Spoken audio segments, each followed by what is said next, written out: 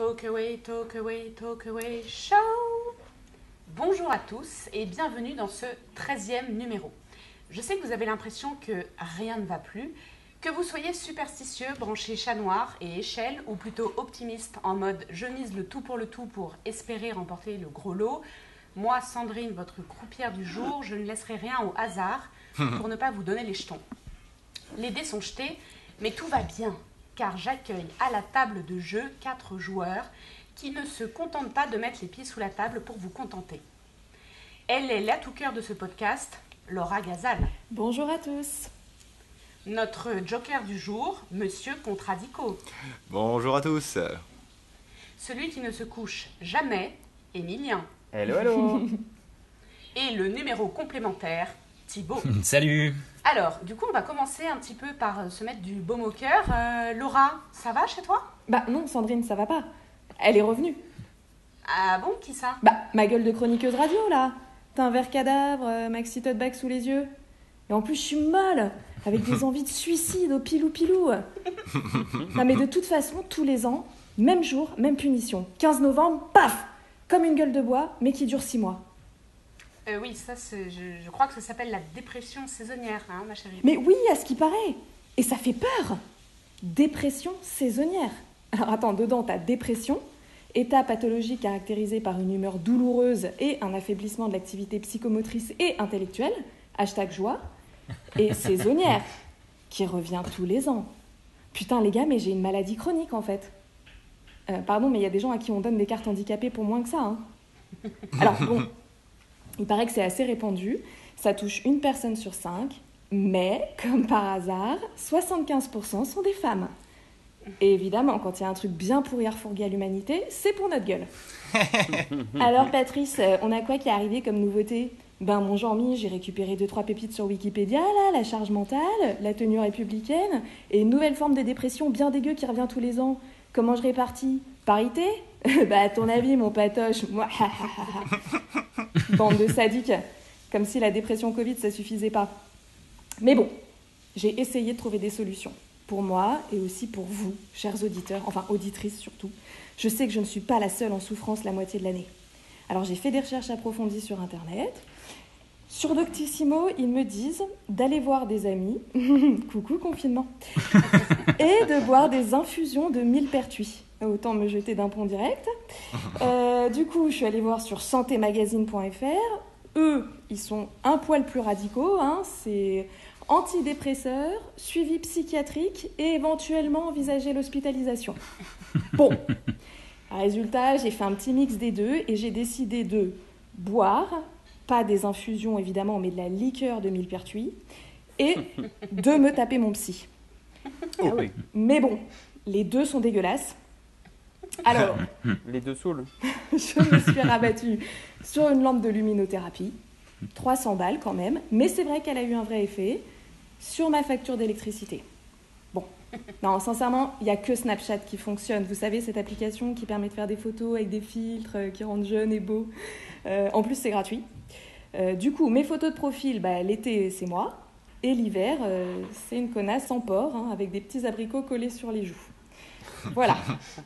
Il me reste plus qu'à attendre bien au chaud la fin de ce confinement hivernal qui est tombé à point nommé et espérer qu'il le rende saisonnier. Hein, une sorte de léthargie annuelle sponsorisée par l'État. Ce serait génial. Hop, tous les ans, confinement obligatoire, 15 octobre, 28 février. Le temps d'hiberner tranquille avec le cheveu gras, en attendant le retour du printemps. Et là, franchement, très belle proposition. J'en attendais pas moins de toi. Ah, merci. Je savais surtout que tu serais bonne joueuse, ce qui tombe bien. Monsieur Contradico, quand le monde entier sèche sur une question, t'es toujours le joker qui vient fluidifier tout ça. Eh oui, exactement. Aujourd'hui, je vais essayer de répondre à la question que tout le monde se pose. Pourquoi a-t-on remplacé les livres par de l'alcool dans les rayons de supermarché? Ah oui, non mais moi j'ai vu cette vidéo, j'ai toujours pas compris. Hein. Bah, en fait, c'est plutôt logique, hein. Regarde, tu es venu pour acheter la biographie de Maradona, et finalement, bah, tu repars avec de la cachaça. Au lieu de lire une description de sa vie, eh ben, tu vas la vivre. Et franchement, qui préfère les livres à l'alcool? Bah moi en l'occurrence.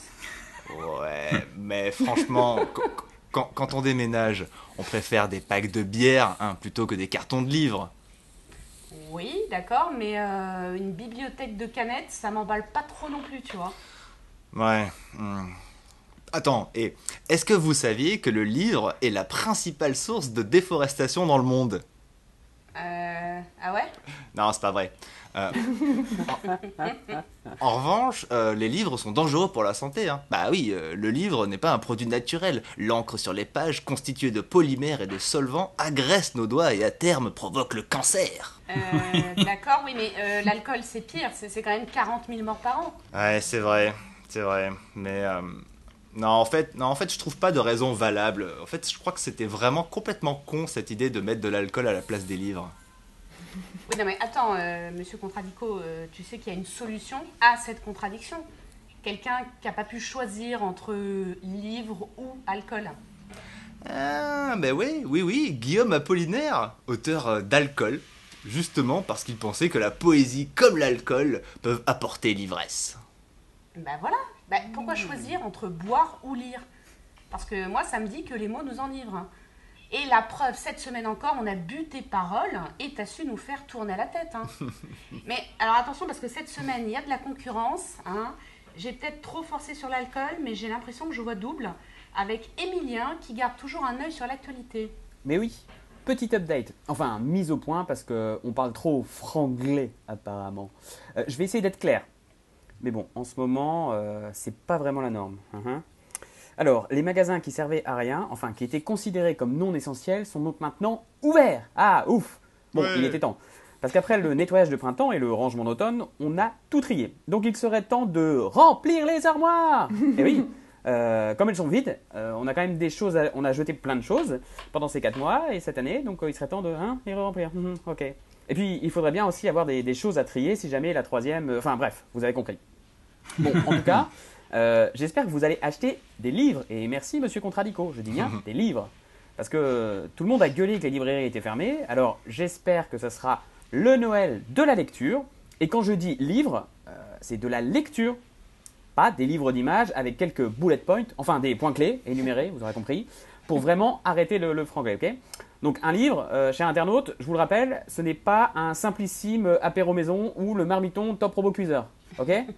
Il faut arrêter de se prendre pour Top Chef à la maison et puis penser que dans quelques semaines, enfin dans quelques jours, enfin un jour, on pourra retourner au resto. Donc achetez des vrais livres, arrêtez de vous prendre pour Cyril Lignac là.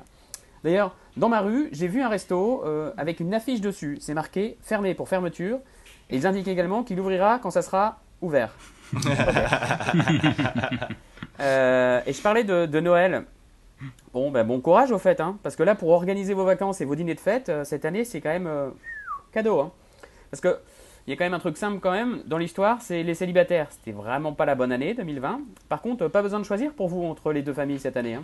Là, vous êtes épargnés. Hein. Vous n'avez pas le choix de dire le beau-père est trop vieux, alors attention, la belle-mère est flippée, donc elle va avoir peur de l'épidémie, elle va désinfecter les flûtes de champagne, elle fera une sauce marron avec gel hydroalcoolique pour la dinde de Noël. Non.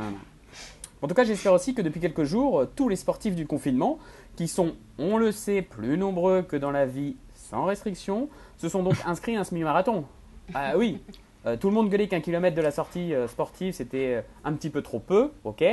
On s'est quand même tous retrouvés à faire un running cette année, enfin une course à pied, ok, sorry. N'empêche, tous ceux qui ont couru, est-ce que vous la voyez cette fameuse ligne des 1 km? Vous savez, le fameux mur là? Qui a vraiment eu le courage ces derniers jours tout de même de franchir cette barrière et de faire les 20 km? Je vous rappelle tout de même que l'aller-retour ça fait un marathon, hein, donc je pense que les sportifs on n'en voit plus depuis quelques jours là. Bon et puis bon, là je vous laisse, je vais prendre l'air. Et puis oui, en même temps, maintenant on a quand même une perme de 3 heures, donc faut en profiter les gars. Hein. Et d'ailleurs, vous avez dû l'entendre, mais 2020 est l'année la plus ensoleillée depuis 1959.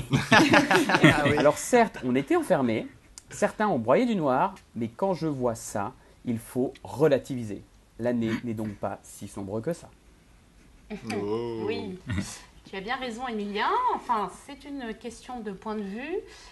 Apparemment, toi, Thibaut, tu penses que 2021 pourrait nous permettre de trouver la lumière au bout du tunnel. Ouais. Et, moi aussi, là, je commence un petit peu à en avoir plein le cul, hein, Laura, tu vois, je sens que c'est la période. C'est pas que saisonnier, c'est... Mais bon, je me dis, ça va aller, parce que bientôt, dans un mois, on sera l'année prochaine. Et tout ça, la crise sanitaire, ça sera fini, ça sera derrière nous, grâce au vaccin. Ben ouais, c'est ça la solution. Et tous les pays sont en train de sortir leurs vaccins. C'était d'ailleurs le tuto du 2e confinement le plus suivi sur YouTube. Comment fabriquer son propre vaccin anti-Covid à base d'acétone et d'huile essentielle de pépins de pamplemousse. Bon, moi je voulais vous proposer un petit tour d'horizon des vaccins bientôt disponibles, afin de vous aider, vous orienter pour faire votre choix. Alors important, pensez à précommander. On risque d'avoir des ruptures de stock, et si vous voulez éviter de payer 3 fois le prix à des revendeurs sur le bon coin, c'est mieux. Bon déjà, comme beaucoup de monde, moi, innocemment, je pensais que le vaccin qui allait nous sauver viendrait de Chine. Puis bah non, en fait. Non. Les autorités chinoises ont d'ailleurs communiqué pourquoi faire un vaccin? Quel vaccin? Quel virus? Non, en fait, ce sont les Américains, bah oui, comme toujours, qui ont sorti non pas un, mais 2 vaccins. Le premier, fabriqué par Pfizer, allez, coronavirus pour tout le monde, et l'entreprise allemande BioNTech. C'est la Rolls du vaccin. Là, c'est le mélange du pragmatisme américain et de la rigueur de la chimie allemande. C'est un peu le fils caché de Trump et Merkel, si vous voulez. Waouh. Le deuxième, américain toujours, de la start-up Moderna, qui a été financé en partie par Dolly Parton, célèbre chanteuse de country américaine, d'un certain âge, normal qu'elle se sente concernée. Et donc Moderna, qui a annoncé que son vaccin empêcherait d'être malade, mais qui n'empêcherait pas la propagation du virus. Je vous avoue, j'ai pas tout compris. C'est un peu comme les stations de ski à Noël. Tu peux y aller avec tes skis, mais tu peux pas skier. En Angleterre, t'as le laboratoire AstraZeneca, aussi pas mal, qui a sorti un vaccin efficace entre 10 et 80%, et dont l'efficacité serait due à une erreur. C'est-à-dire que le vaccin serait plus efficace chez les patients qui reçoivent le placebo. C'est-à-dire qu'ils ne reçoivent pas le vaccin, en fait. Je vous avoue, j'ai pas tout compris non plus, là. Bon, heureusement, il y a le vaccin russe, le vaccin Sputnik 5, efficace à 2000%. Il paraît même qu'il serait fait avec des gouttes de sueur de Poutine. Vladimir, pas le plat québécois. Et il y a C'est top, là, t'écoutes, là. Ouais, il y a quand même une petite polémique avec Sputnik 5.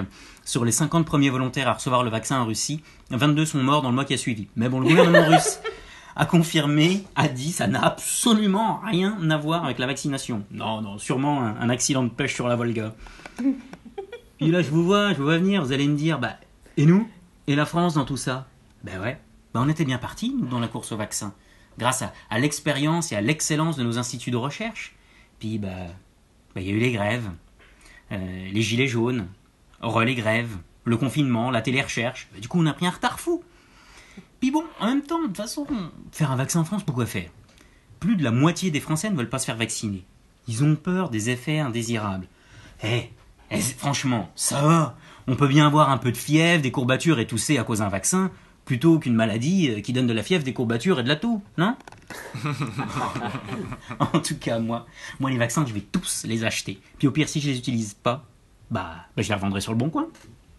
Ouais. Belle affaire. Les jeux sont faits, chers auditeurs. On vous laisse la main pour vous abonner à la chaîne YouTube du Talkaway Show et suivre notre actu sur Facebook et Instagram. J'espère que cette 13e tasse d'humour à emporter aura su vous donner le sourire, car vous faire plaisir est notre jackpot. Mais tellement. Alors, à la semaine prochaine et soyez toujours plus nombreux. Merci. À bientôt. Salut. Salut, bonne Ciao, semaine. ciao.